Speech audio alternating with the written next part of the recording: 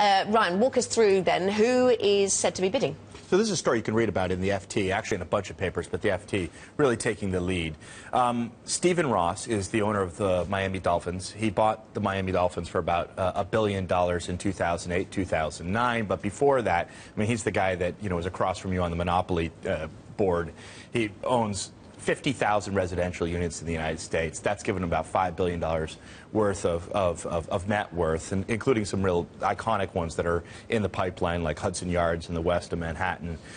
He's also just a big sports fan, you know, between the Miami Dolphins, between wanting to bring an American soccer team to Miami, between working on attracting the Olympics to the United States. And he and his team are reportedly looking at the books right now for Formula One, though none of the sides on the, you know, sort of the other side, CVC, have confirmed that there is a possible deal in the making. But it looks pretty serious, and, you know, for CVC maybe this would be great because you know, their decision to buy Formula One is sort of hailed as one of the best private equity decisions in history.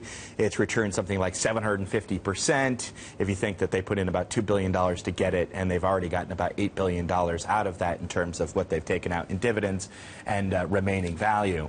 And they may just get their opportunity. We had Liberty Global and Discovery Communications last year trying to make a deal with CVC, which is the principal stakeholder. They're the largest stakeholder, and that didn't go anywhere. But this, you know, it feels like maybe this could mean something. And what would this mean for Bernie Ecclestone? He might be involved in some way here. Yeah, I mean, you know, Bernie is going to turn 85 in October, but Bernie and Formula One are pretty much, you know, sort of inseparable, aren't they? And the idea from people close to the deal is that he would actually stick around, even though he would sell his 5% stake alongside CVC selling their 35% stake. But, you know, what Stephen Ross probably wants to do together with Qatar, which would be involved with Ross and his team, is really bring Formula One to the United States, which is something that Bernie hasn't really been able to do yet. NASCAR is obviously king in the United States.